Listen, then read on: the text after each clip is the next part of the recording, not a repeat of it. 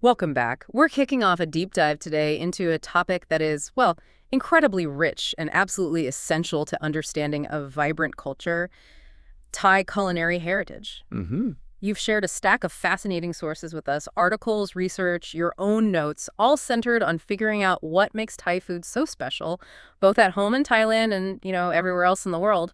And these sources reveal it's so much more than just the incredible flavors many people know. They highlight the deep, intricate connection Thai cuisine has to everyday life, tradition, and national identity. There are layers and surprising complexities here. Exactly. Our mission is to take a deep dive into these materials you've provided, unpack the most important insights, and truly understand the core of why this cuisine is so globally beloved and, well, culturally significant. This is your deep dive, exploring your information. Absolutely. What stands out immediately is how the sources describe Thai cuisine not just as food, but as an artistic vision that has earned tremendous international recognition. Right. You see Thai restaurants popping up, well, everywhere. And what's fascinating here is how the materials explain that while Thai food is deeply inspired by and adapted from its neighbors, places like China, India, and Malay regions, Yeah. it manages to take those influences and present a huge spectrum of taste sensations with a remarkable elegance. The research emphasizes that it's more than just a meal. It encompasses everything from the harmonious way food is consumed, the lively family chatter around the table, to recipes passed down not just in writing, but through oral tradition. There's this intense, almost devotional, deliberate caring to achieve perfection in the preparation. The sources even call it the very essence of the way of life. And yet there's a certain mystery surrounding its completely unique character, something described as shrouded in some mysteries that have rarely been revealed to the outside world. What's particularly puzzling, according to the materials, is how this cuisine evolves so organically without the help of an expert, adapting elements from non-Thai ingredients to create something so profoundly distinct. Right. This process, they suggest, has even led to a curious coexistence of pride and shame about its evolution and how it's perceived. And one point that really struck me from your sources is that what's actually eaten within Thailand by Thai people has largely remained huisclose, essentially private or hidden from view. That's right. The sources point out that even the menus of long-standing major fine dining restaurants in Thailand have historically been rarely revealed internationally. Huh. And there's this interesting cultural note about an ingrained bias within Thailand itself, where baked goods in Western cuisine are sometimes viewed as a second-best option, even linked in some contexts to healthcare accessibility. Okay, so how did this incredibly rich and layered tapestry begin? Where are its historical roots? Well, the sources trace it back through diverse historical influences. Trade routes, conquests, migrations, and cultural interactions brought elements from places like China, India, Laos, Burma, and Malay regions. These weren't just adopted wholesale. They were adapted and woven into what became distinctively Thai culture. The earliest evolution is traced back to the Agra Kingdom in the Central Plains, seen as the crucial formative stage before those significant outside influences really solidified Thai identity. Right. The original Thai staples were quite simple and drawn from the local environment. Rice, fish, wild plants, vegetables, fruits, and yes, even insects feature in historical diets. Insects, interesting. Spice pots, which we think of as core to Thai cooking now, were unknown until Indian spices arrived. And the adoption of the tempered wok, another seemingly fundamental tool, popularized deep frying.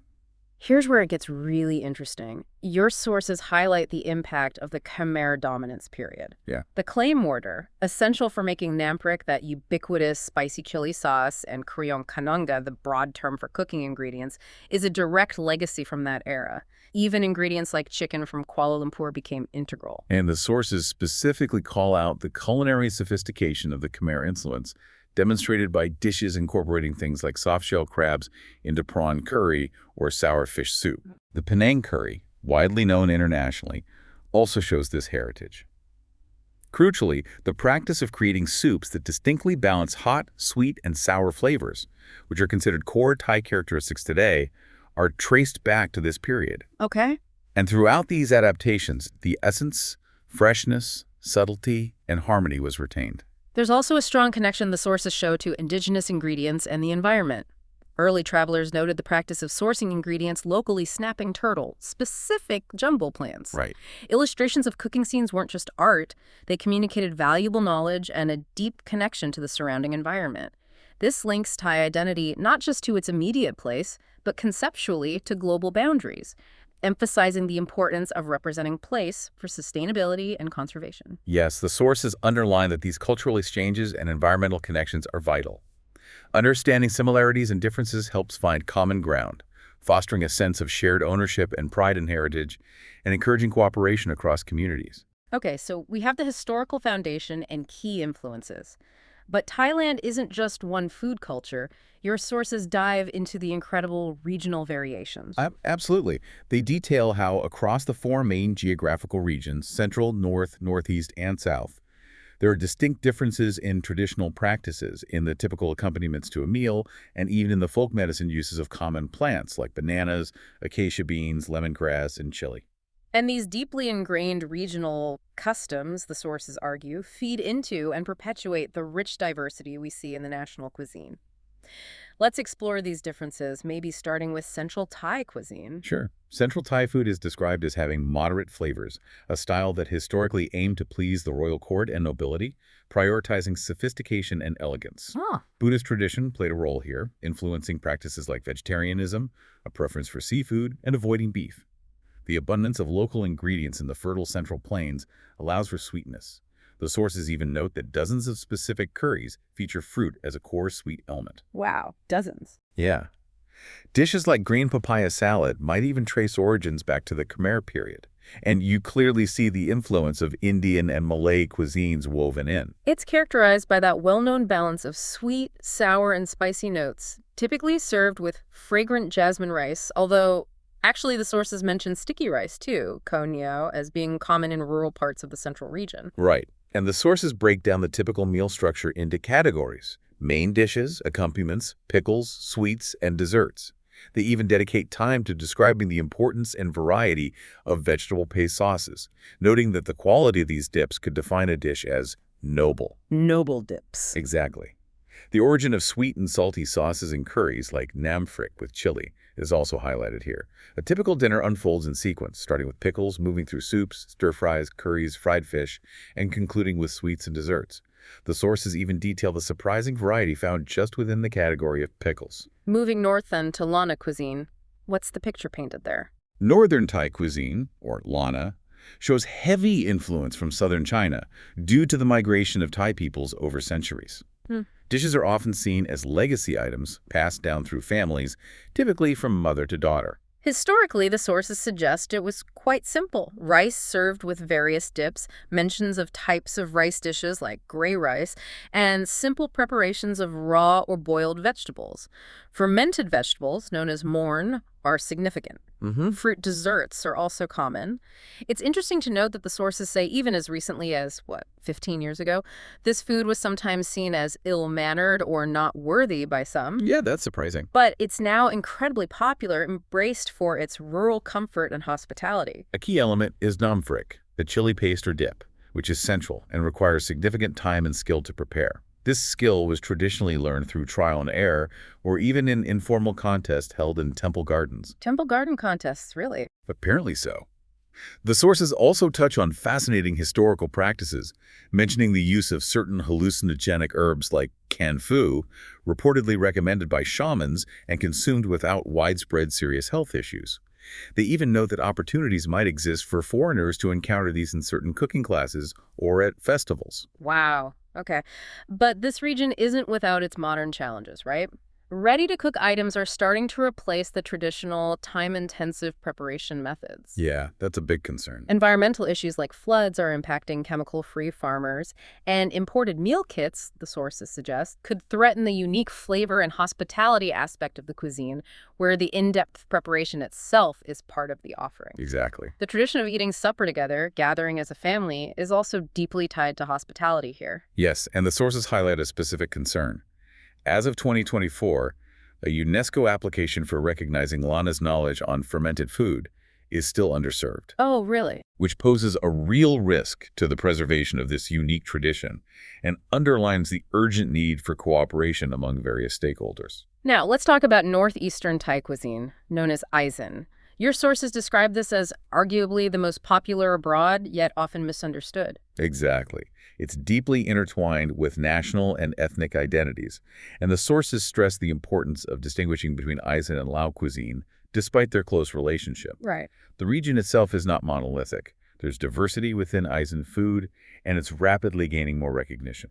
The sources point out that the region's history of isolation and wealth disparity meant it received less attention historically compared to the Central Plains. Local preferences are incredibly strong. For example, how the preparation of some tam, or green papaya salad, can differ subtly from one province or homeland to another. And the sheer abundance of village restaurants, each catering to hyper-local tastes, is noted. There's a genuine concern highlighted that unchecked commercial expansion could degrade what the sources call a co-filling, this deeply learned, highly localized cooking knowledge that is passed down within communities. Aisin is famous for its opulent use of raw ingredients, particularly fish and vegetables, which the sources link directly to the region's ecology. Yes. They offer advice for Western travelers, suggesting they might start with fermented and skewered options like sausages due to hygiene fears, noting that delicious options like farmers markets and even fleshy portions of meat are sometimes overlooked because of these anxieties. And the sources emphasize the absolute importance of the proper pairing for Aisin food. Copious amounts of sweet, sticky rice. Gotta have a sticky rice. Definitely. They also detail elaborate historical rules around food and drink timing, rights, and mutual respect within the community, like prohibitions on sedating drinks until labor is finished, or traditions around digging up plants before dusk. Wow, specific. Yeah. Serving vessels also vary, and it's specifically noted that traditionally, Eno wood products should be used for serving. Interesting rule. Finally, the south of Thailand presents a very different culinary landscape. It does. Southern Thai cuisine contrasts sharply with the central region's milder taste. It leans heavily on native ingredients to create spicy and bold flavors, notably the vibrant red curry made from smoked dried chilies. Smoked dried chilies, okay. It's also known for being salty due to ample use of fish sauce, shrimp paste, and fermented fish. The region is geographically blessed with sea, hills, fertile fields, and an abundance of tropical fruits. The sources list many unique southern dishes and their distinct ingredient combinations. Prep speed for some dishes is described as quick and simple, like briefly boiling seafood. Shrimp might be boiled or steamed with liquor added for aroma. Spicy boiled chicken and saltier fish broths are mentioned. Fresh salads are also key, blending sweet, sour, spicy, and salty notes. But what's fascinating is that while some dishes are fast, many others take hours to prepare. Large rice pots are central, and the sources even describe how entire banana trees might be stewed. Whole banana trees. That's what they say.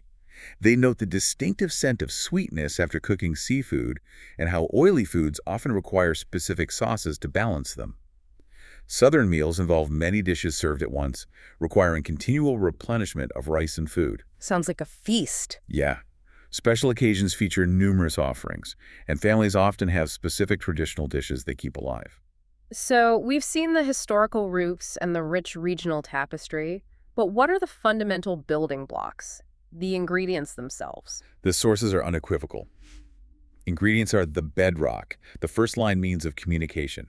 They define identity, belonging, place, history, and heritage. That's powerful. A powerful phrase used is that food travels best when it travels as it is.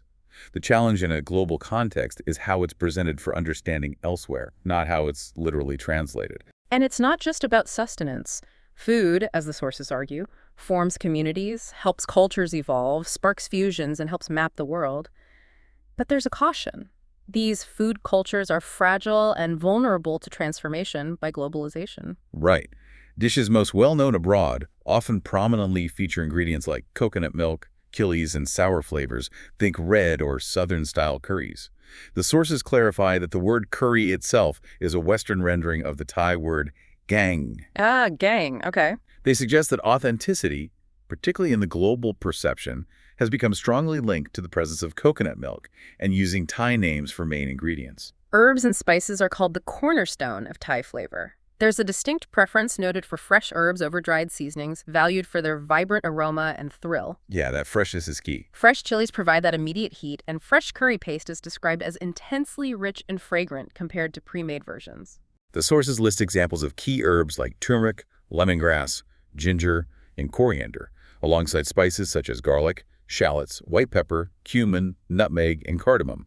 Interestingly, they note that Thai cuisine uses fewer overall spices compared to, say, African or Arabic traditions. That's surprising. A distinction is made between Southern style, which integrates spices and flavorings more heavily into sauces, and Northern style, which leans more on fresh herbs and roasted spices. The sources even list the most frequently used flavorings by UK Thai restaurants, giving us a snapshot of global representation: salt, sugar, palm sugar, soy sauce, black soy sauce, white pepper, chili paste, fresh chilies, curry paste, tamarind, and fish sauce. And curry pastes are absolutely vital, described as more fragrant than their Indian counterparts. Ideally, they are made from scratch, which is presented as a significant cultural and social activity, often taking an hour or two. A real investment of time. Definitely. The sources compare the nuance achieved by pounding paste by hand in a mortar to using an electric grinder. Core ingredients typically include galangal, lemongrass, kaffir lime peel, and coriander, along with shrimp paste, with variations defining different types of pastes. Beyond flavorings, rice is the absolute unchanging staple. Unchanging and central, the word khao in Thai means not just rice, but also food and to eat. Wow. It's a powerful symbol of life and fortune, deeply tied to beliefs and traditions. Many preparations exist steamed, boiled, fried. Paddy cultivation is an ancient practice in Thailand. Rice is the main crop and a major export. The calendar is even historically linked to the timing of rice cultivation. Makes sense. Every single grain is considered important, as big as one's eye, and waste is highly discouraged. Numerous rituals are linked to rice cultivation and consumption. Noodles, known as kwaitu, which the sources literally translate as noodle plus sauce, are also a principal item in the Thai diet. Yeah, very common. They distinguish between flat noodles made from rice dough and round ones often made from swai flour, and list various types of flat noodles. These are almost always served with a broth or sauce and typically contain the characteristic four tastes alongside vegetables. And fruits and vegetables are integrated into almost every meal. Yeah. Chilled ripe fruits are common desserts. Uncooked vegetables, served raw or briefly boiled, are essential accompaniments to dips. Right, for dipping. Even young, spicy foods serve as snacks. Food carving, originally a traditional offering, has become a culinary art popularized abroad. Thailand's biodiversity is incredible, with over 300 native spices, 90 of which are commonly used in cooking. And Thailand's diverse geography supports this, right? The rainy season brings tropical fruits, while the cooler season yields temperate ones. This self-sufficiency has allowed Thailand to become a major exporter of fruits like longan, lychee, and mangosteen. Access to these ingredients comes from tropical rainforests, providing indigenous varieties, traditional home gardening practices, and commercial farming. There's a cultural awareness around consuming nutritious foods. Any excess production is traditionally preserved. Beyond the ingredients themselves, how is this incredible flavor crafted? What are the signature traditional cooking techniques your sources talk about? The sources highlight grilling, stir-frying, and boiling as the most important and distinctive methods in Thai cuisine. Grilling and smoking are ancient practices. They often use materials like straw chaff and banana leaves. Straw chaff, yeah, that's unique. Meat or fish would be rubbed with spices, grilled until fragrant, and sometimes smoked for preservation or added flavor. These grilled items were often served with a thick chili sauce. While grilling is popular worldwide, the sources note that Thai methods, like using that straw chaff, are unique. High heat, up to 260 degrees C, cooks the exterior quickly, which is ideal for thinner items. Right. The sources describe how even BBQ shops adapt techniques from neighbors but make them distinctly Thai, mentioning examples like sayur, a northern Thai sausage, or grilled fish known as pla salad. This process of adaptation was shaped by history, politics, environment, geography, and economy. And stir-frying, of course. Described as an ancient Chinese method now synonymous with Asian cooking globally. known as pad in Thai. It's widely practiced because it's fast and relatively easy, requiring basic ingredients, proper preparation, or mise en place, and high heat. Yeah, mise en place is crucial. The wok is strongly preferred in the home kitchen, not just for efficiency, but for the sounds it makes and the specific taste it imparts. The sources mention that markets make stir-frying even easier by selling ready-to-use, prepped ingredients for what they call pid tang, which roughly translates to overnight cooking, implying convenience. Handy. Cooking schools for tourists are also highlighted as an income source and a form of soft power promoting the cuisine. Cookbooks are, of course, another way this knowledge is disseminated. Your sources provide fascinating detail on the stir-fry process. Proper preparation is essential. Uniformly cut meat, correct seasoning and marinade, parboiled or blanched vegetables. High heat is non-negotiable. Absolute key. Utensils like the wok need to be heated before adding oil. The right oil is important. Palm oil is cited as being best for traditional country cooking, though it can be expensive. Grinding ginger in a stone mortar is specifically mentioned for releasing the best aroma. That fresh ginger aroma. Yeah. A point of caution is raised. Replicating restaurant dishes at home can be challenging due to the specific ingredients and techniques used commercially. Steaming and boiling are described as major home cooking methods. They're also increasingly popular abroad, often seen as the healthiest ways to cook. They offer less variability than grilling or stir-frying. Steaming presents a bit of a conceptual contradiction, the sources note, because the food is thoroughly cooked but can sometimes still be perceived culturally as having qualities of something raw. Interesting point. However, the principle is constant cooking with heat from boiling water, even though the shapes and designs of steamers vary. The most common type is the multiple vessel steamer, typically stainless or aluminum, with a round, heavy bottom and holes, which can double as a boiling pot. It usually has 3 stacked containers. Right. The prep bowl where the food is placed needs slanted edges and shallowness to allow steam to circulate properly. The bamboo steamer is another type, natural and round with stacked baskets. Here, the lower part functions as the boiling pot. A single batch of water can be used to cook multiple foods in the stacked baskets, and the sources describe using this type of steamer as providing more leisure for the family member doing the cooking. It's crystal clear that food in Thailand is deeply cultural, extending far beyond just sustenance. Your sources particularly highlight its crucial role in everyday life, especially street food and festivals. Food is intrinsically social. The sources argue that Thailand's culinary culture adds international value, and its deep heritage provides legitimacy for promoting authentic cuisine globally. This culture encompasses the entire process: marketing, preparation, and consumption. Marketing, particularly by ubiquitous street vendors, conveys both sensory experience and social context. Right, the whole vibe. Markets are seen as informative and delightful experiences for tourists, provided they understand the underlying human, cultural, and traditional aspects. Examples of popular street food meals are given: Koi Ratna, Pad Thai, Tom Yam soup, fruit shakes. The sources note that vendors charge significantly lower prices, about a fifth of what you'd pay abroad, or far less than in big cities in Thailand. Yeah, much more affordable. The open-air nature of these operations, they suggest, fosters informal social communication. Yes, and the sources explain how technology, or IT in this context, can make consumption more pleasurable. Cultural factors like ceremony, economic realities, value perceptions, and tradition are deeply embedded, offering tourists genuine lessons on human life and civilization. Like what? A specific example mentioned is the Bipe Bapin tradition in funeral ceremonies and associated beliefs about the sanctity of food preparation spaces. Creole cuisine experiences are also cited as being particularly thought-provoking. Festivals and food traditions are presented as key cultural elements, frequently promoted internationally. Festivals are strongly associated with specific foods and culinary traditions that are passed down, even as new trends might emerge. Festivals are powerful displays of cultural identity, particularly for tourists.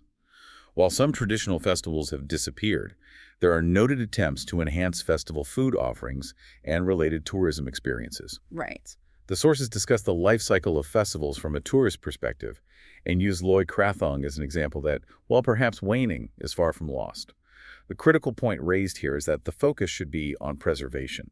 The sources elaborate on how festivals require significant food preparation and offering, often featuring traditional dishes that represent the community's unique culture. Yes, exactly. This, they argue, encourages the continuity of identity and serves as a vital way to transfer knowledge. Festival dishes become markers of identity through their recipes, flavor profiles, design, any specific restrictions, the utensils used, how they are served, the variety offered, and the overall dining culture surrounding them. Hmm. Differences exist between festivals, but practices are passed on through various means, not just word of mouth, but also through personal adjustments and cultural codes. Let's look at Songkran, the traditional Thai New Year festival. Celebrated mid-April, it's known for being hot, arid, but incredibly lively. Its origins are Sanskrit, tracing roots back to the Sukhothai era, influenced by Buddhism and the Ayutthaya period. Modern celebrations, of course, look quite different depending on the city you're in. The sources paint a picture of mass festivities.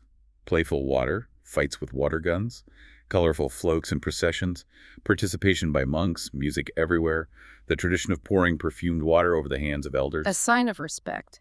and significant cues for festival foods. Examples mentioned include fried noodles, dried fruit, and fermented rice cakes, known as kanam jeen. It's described as joyous and refreshing and linked to earning good karma. It's definitely more than just a water fight. The sources emphasize it's a time for family reunions and morning temple ceremonies, often involving fragrant water. They mention symbolic elements like the Masongkran dragon and how art processions fuse tradition with modernity. Yeah. The aromas of flaming cow neo or sticky rice cooking are part of the sensory experience.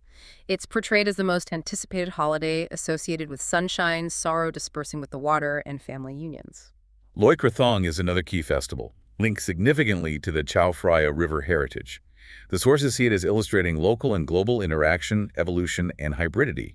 It's an example of continuity and change within what they term contested modernity, Interesting phrase. showing how a regional festival was promoted nationally and gained cosmopolitan and global relevance. This is the colorful festival on the full moon of the 12th lunar month, usually in November or December, where people float decorative krathongs on water bodies. It's a publicly celebrated event. Mhm. Krathongs are traditionally made from natural materials like banana trunks and leaves, adorned with candles and flowers, and set afloat. Temple rituals are also an important part of the celebration. The sources delve into the cultural and religious intersections present in Loy Krathong, an amalgamation of Hindu Brahmin, Buddhist, folk, and animistic traditions. They identify three ironies that contributed to its origins and establishment, noting how it has taken altered forms and fused into a distinct Thai character. The festival itself is seen as a site where cultural translations occur. Beyond being incredibly delicious and culturally significant, your sources also delve into the health aspects of Thai cuisine, linking nourishment and wellness. It's described as diverse and multi-layered. Meals are built around four main elements: a base, often rice, meat, vegetables, and a broth or sauce. Flavor combinations are key. Right, the balance. Salty often forms the base flavor, while diverse flavorings in sauces and pastes add color, fragrance, and that savory umami depth. Herbaceous plants are very common. The sources note that Thai herbs are often richer and rarer than typical culinary herbs, with many being bitter vegetables or plants with medicinal properties. A concern raised is that traditional knowledge about this diversity and the medicinal uses of herbs is disappearing, even though the unique allure of the herbs still induces cravings. Yeah, that's a real risk. Sustainable harvest practices are needed. This heritage is increasingly becoming global. Cooking methods are constantly evolving, incorporating new or natural ingredients. Historically, wild edible plants and bitter herbs played a significant role in shaping native cuisine. Nutrition is highlighted as playing a crucial role for public health. Dietary problems are linked to a complex interplay of socioeconomics, culture, environment, diet choices, and lifestyle. It's all connected. Culture and customs profoundly influence food choices. The sources argue that traditional diets globally, including Thai, often provide adequate nutrients. Diet is seen as a distinct, variable, and dynamic part of culture. Cultural factors like customs, religion, beliefs, values, setting, preparation methods, preservation, storage, taboos, and rituals all significantly influence what is chosen and eaten and how new foods are accepted. A key point underlined for its global popularity is that a traditional Thai meal always features several dishes, offering a variety of tastes and nutrients. That variety, yeah. Common dishes like curry, grilled meat, and stir-fried vegetables are served simultaneously with rice, with only desserts typically served separately at the end. The sources note historical changes in Thai food culture, particularly adaptations due to westernization. Food choice is shown to have a direct impact on nutrition and public health outcomes. Makes sense. Thailand is self-sufficient in staples like rice. Research is ongoing to study the aspects of crops and public health, specifically targeting different populations. Medicinal herbs within Thai cuisine are gaining significant recognition as healthy ingredients and are being scientifically researched for their bioactive compounds. Yeah, there's a lot of interest there. Thailand's geography and biodiversity offer a natural advantage for native herbs. Research is increasingly focusing on the health-promoting properties of these ingredients. Bioactive compounds and herbal teas are being studied for databases, particularly those found in less common food ingredients. A food innovation platform is mentioned as linking suppliers, industries, and research institutions. Ancient reliance on herbs for treatment, remedies, and homemade medicine is discussed, noting their perceived physical and spiritual effectiveness. Traditional medicine practices mentioned include food curing, massage, meditation, and herbal medicines. Holistic approach. Traditional healers are described as having comprehensive knowledge and observational skills, sometimes referred to as ethnomedical knowledge. Ethnic groups within Thailand often have unique local healing systems. This knowledge is seen as a precious local wisdom heirloom. Northeastern healers are specifically mentioned in the sources. And festivals again. Festivals are highlighted again as a valuable route for this knowledge transfer. Research is specifically looking at herbs used for chronic diseases and studying less-known herbs for their compound properties and taste attributes. Let's shift gears again and look at Thai food's place in the world, its global context. The sources frame the global presence of Thai food through restaurants, chefs, and immigrants as a crucial avenue for exploring taste across various hierarchies: social, political, global, and local. They discuss cosmopolitanism and exoticism as lenses through which Thai food is often viewed abroad.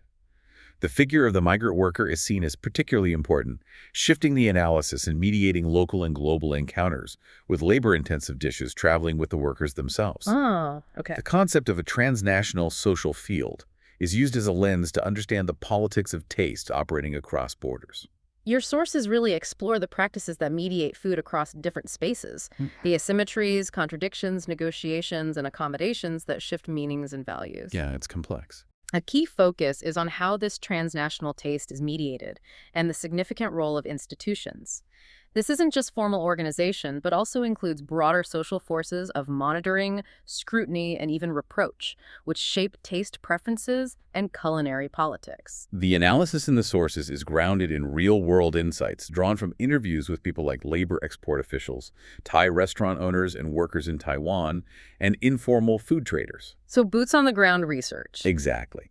This research contributes to geographical understanding by examining how transnationalism and cosmopolitanism intersect in the everyday politics of taste. The presence of Thai food in Taiwan, both as a commercial commodity and migrant cookery, is presented as a specific opportunity to explore these dynamics. Thai restaurants worldwide are a massive phenomenon discussed in your sources. Their global proliferation has been serving traders and travelers for centuries. While expected variations exist outside Thailand, the sources suggest that even with sparse resources, these restaurants demonstrate the convergence of geography, climate, and culture. They aim to accommodate cultural imaginations while often making claims of authenticity.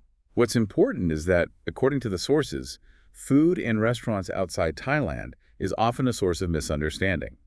The focus on exoticism can unfortunately hide the cuisine's subtlety. That's a shame. There's a widespread misconception, for instance, that all Thai curries contain coconut milk, turmeric, and powder, which might be true for South Thai immigrants in some countries, but is not representative of the entire kingdom. So an oversimplification. Precisely. The full breadth of Thai food is not always projected abroad. The sources also note that within Thailand, adding the prefix Thai to certain dishes can sometimes be seen as implying something more peasant or less royal, leading to a disfavoring of the cuisine's natural pungency, its sour and salty notes in more elevated contexts. And it's fascinating, the irony the sources highlight, this internal disfavoring of pungency in some settings, paradoxically, helps maintain a certain type of authenticity that is highly coveted globally. Yeah, it's a strange dynamic. Yet this also creates confusion abroad, driven by economic opportunism and differing expectations from diners. The desire for a full Thai dining experience in restaurants often exceeds the realities of the conditions, or restaurants might be seen as too noisy or overly complicated. Mm-hmm.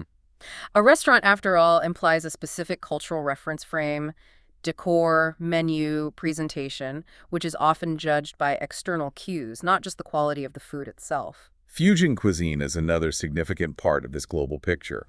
While many people associate Thai food with rice, fish sauce, and pungent herbs and spices, Western restaurants often offer Americanized versions, like chicken and coconut milk curry or fried chicken with chili sauce, which the sources explicitly state are not found in Thailand. Right, and not traditional. Fusion isn't unique to Thai food. It's seen in other internationalized Asian cuisines as well, as immigrants naturally adapt their heritage to new settings, local tastes, and available resources. Your sources note that this kind of fusion serves a populist cause of culinary transnationalism and cultural hybridization. Old cultural forms are redefined through this process, described as a fusion of the self and the other. Well, Sadly, they point out, the lesser state, or B culture in this exchange, is often viewed by custodians of the A culture as inferior or somehow anti-cultural. the sources make an interesting comparison, discussing how art forms manifest in Taiwan and Cape Town fusion. They note how Thai restaurants leverage heritage to create a sense of place and transnational identity while having to navigate the demands of hybridity and commodification. It's a balancing act. A case study on Thai America identity is mentioned in this context. Tracing these fusion pathways helps explore how authenticity is reconfigured in new locations through visibility at what the sources call performative sites. And this leads to a complex challenge. Traditional Thai dishes, often sharper and more pungent, can face accusations abroad of being not authentic, too bland, or even boring by people expecting a different kind of flavor profile. Yeah, expectations can be skewed. The articulation of authenticity becomes problematic when removed from its original place and context.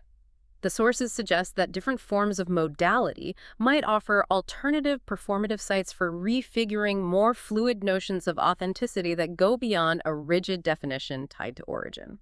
Despite the generally optimistic global perception of Thai food, your sources clearly highlight looming challenges. History shows that cuisines can lose their authenticity when they travel abroad if not managed carefully, and the sources argue this is happening to Thai food now. A major challenge identified is the surprising lack of systematic support from Thai education and government.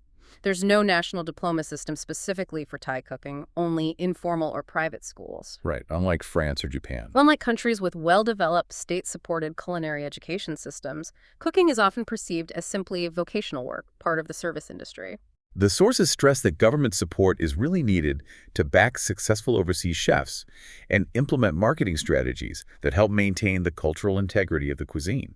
Food overseas is constructed within that transnational field we discussed earlier, and shifts in trade, locations, interests, and governing authorities constantly create new dimensions to navigate. Development since the 1990s, Thailand's economic growth, the rise of celebrity chefs, increased tourism investment, and cultural promotion campaigns like 10S led to the rapid globalization of Thai food. Yeah. This generated new characteristics that, as the sources observe, can bring a degree of unreality to the global perception. A significant challenge is the preservation of traditional recipes. Many are oral traditions, passed down through generations without written records. Dishes naturally evolve slightly with each cook. It's like a game of telephone, almost.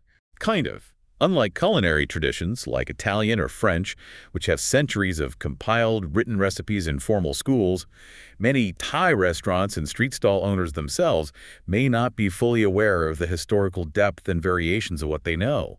The sources point out a practical need here.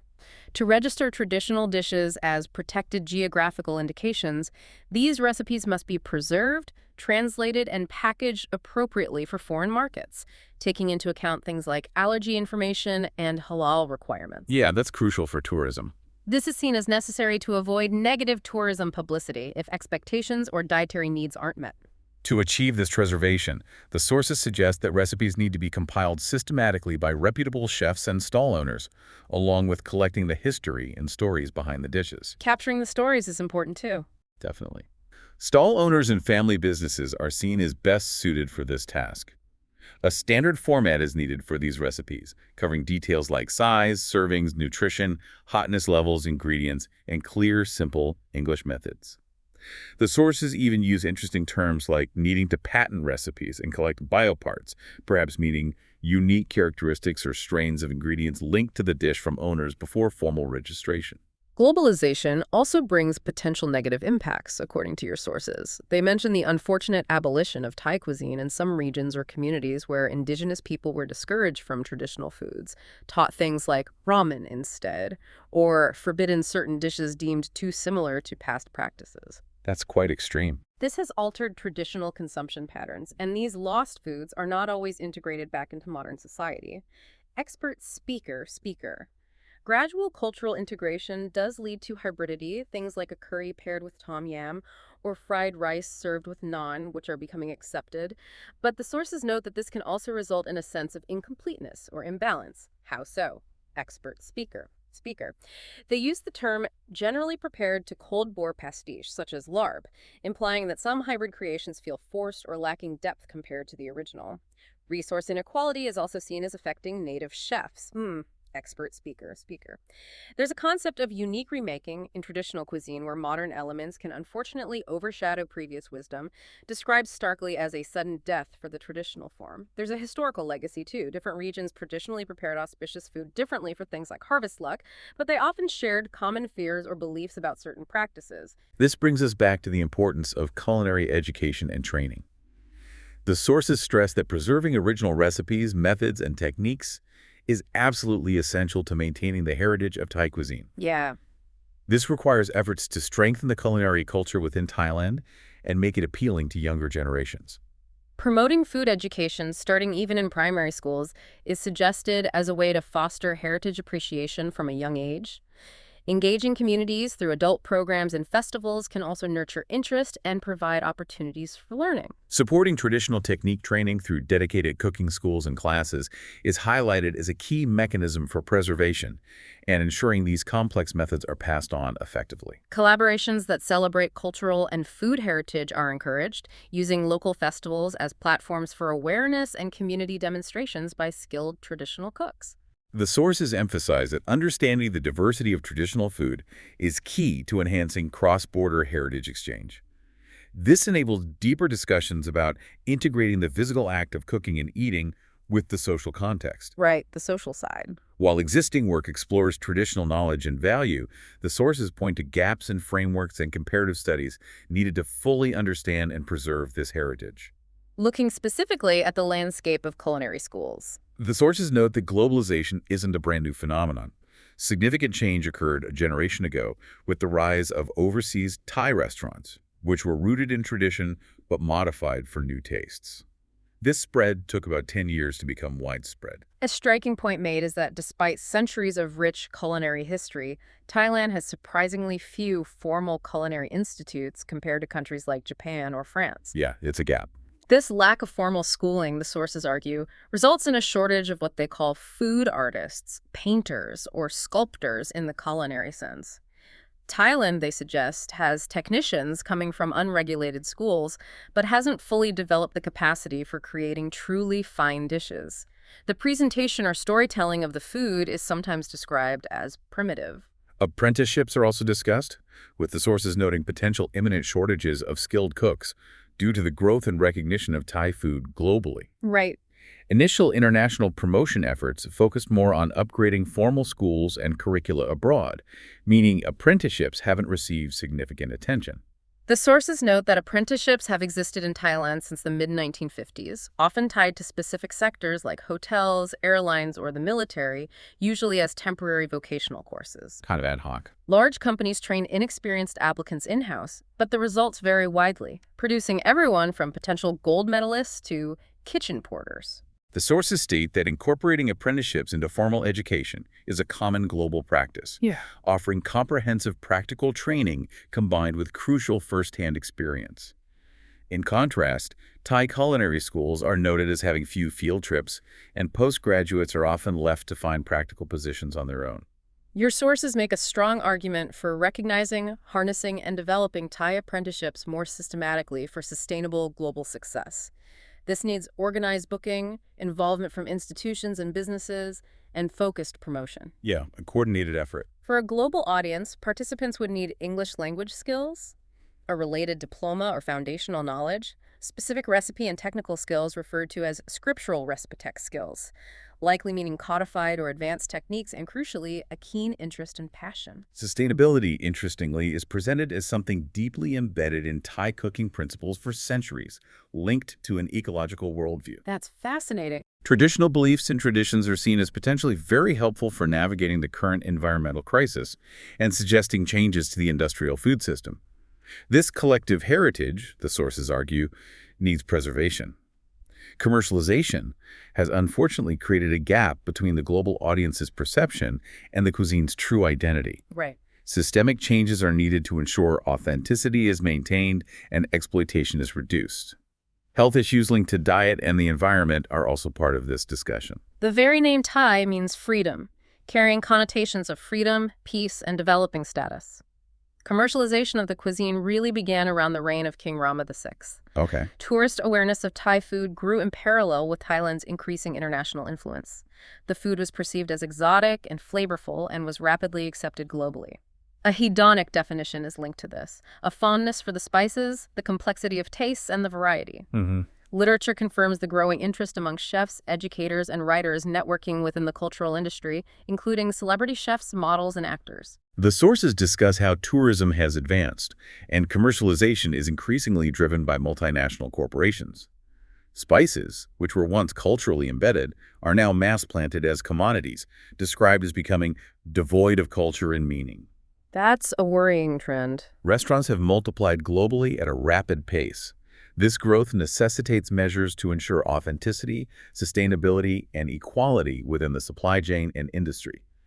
The core identity of the cuisine is seen as being at risk, even when a meal is meticulously prepared, if its deep cultural roots are lost.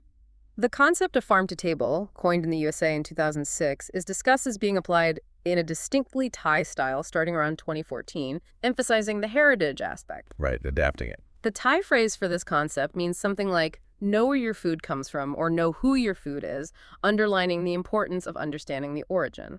An example is given of a design attempt in Bangkok, a full-day tour allowing consumers to truly understand the source and life cycle of their food, tasting ingredients and trying new dishes. Like an immersive experience. Exactly. Tasting experiences like comparing Andaman sea salt flavors to burnt chili paste flavors are used to illustrate how flavor perception is a complex sensory experience involving taste, odor, trigeminal stimulation, like the burn of chili, and personal preference. A renowned chef explaining their methodology to balance and restore dish flavors during a cooking session is also mentioned as an example of conveying this deep understanding. Organic farming is brought into this discussion, with a quote from Gandhi suggesting the future depends on current actions.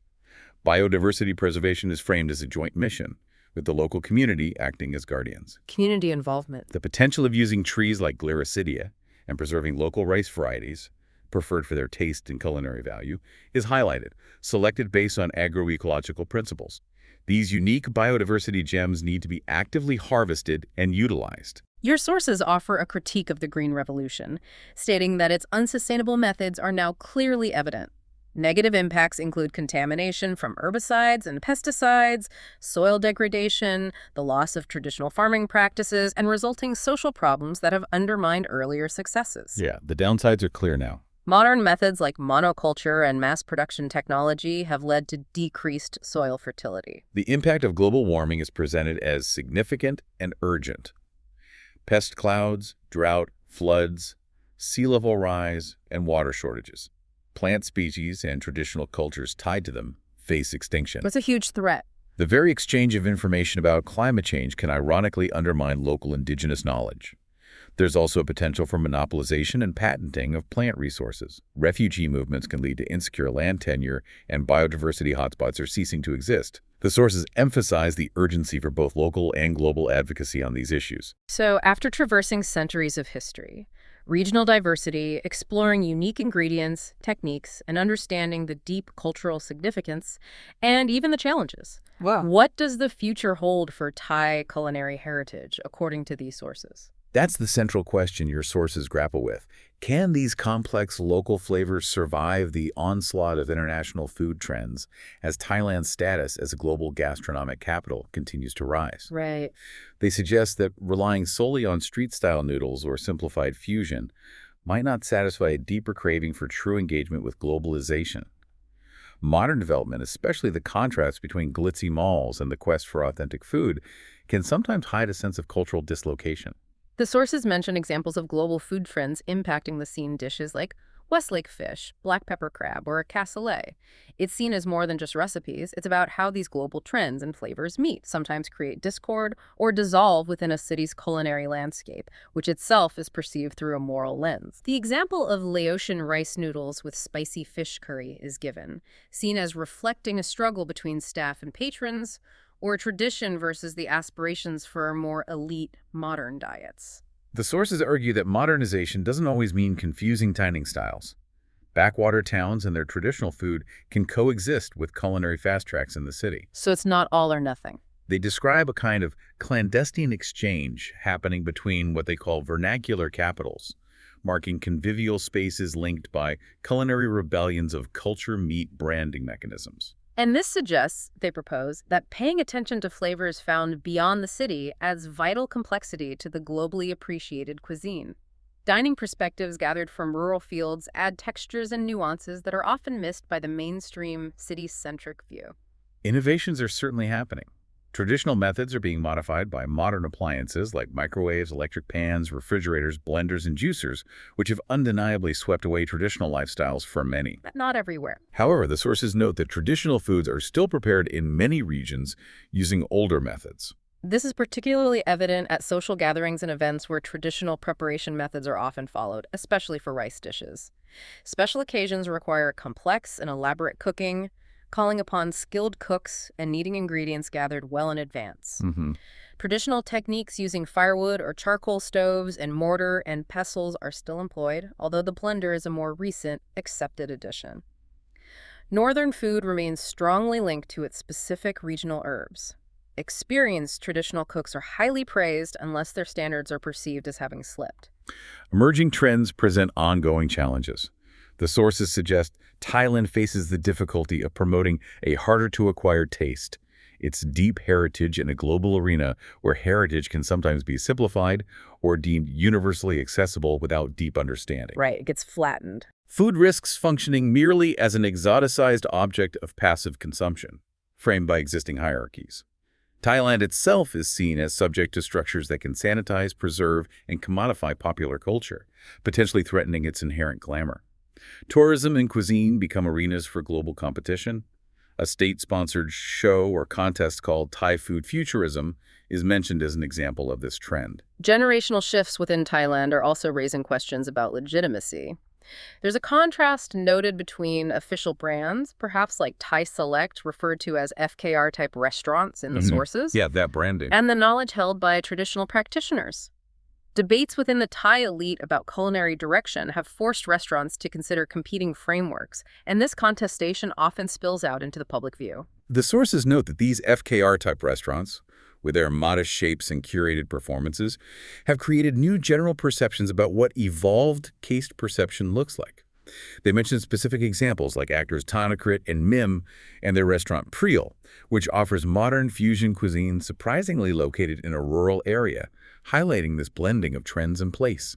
This is contrasted with traditional venues, which your sources vividly describe with sensory details like grind, drains, flies, and the sounds of bark and bite associated with the food. Quite the description. The sources note how the skills from these traditional settings have sometimes metamorphosed into pop culture gestures, using interesting terms like push, sping, and submab to describe simplified or performative techniques seen in Madhyavan texts. Wow. We have truly journeyed through centuries of history, explored distinct regional landscapes, delved into the vital ingredients and techniques, and examined the rich cultural significance and modern challenges facing Thai cuisine, all through the lens of the sources you shared with us. It's clear there are significant challenges ahead, as the sources highlight. Preserving those precious oral traditions, navigating the complex impacts of globalization, addressing educational gaps in culinary training, and constantly negotiating the tension between maintaining deep authenticity and adapting to global trends and expectations. This deep dive has given you a wealth of knowledge, whether you're preparing for a meeting, catching up on a field of interest, or simply satisfying your curiosity about a cuisine you love. As you move forward, think about how this deeper understanding might change your perspective the next time you encounter Thai food, whether at home or abroad. And as you reflect on the fascinating journey this deep dive has taken us on, consider this provocative thought building on the source's observations. Given the ongoing tension between preserving centuries-old traditions like deeply localized oral recipes and specific regional techniques and the powerful forces of globalization driving commodification, fusion, and new training needs, how might you, as part of a global audience, actively engage with Thai food in a way that genuinely honors and supports its diverse and sometimes fragile heritage, rather than just passively consuming an exotic experience? A truly insightful question to ponder. Thank you for providing these sources and joining us on this deep dive. Keep exploring, keep learning, and keep thinking critically about the world around you.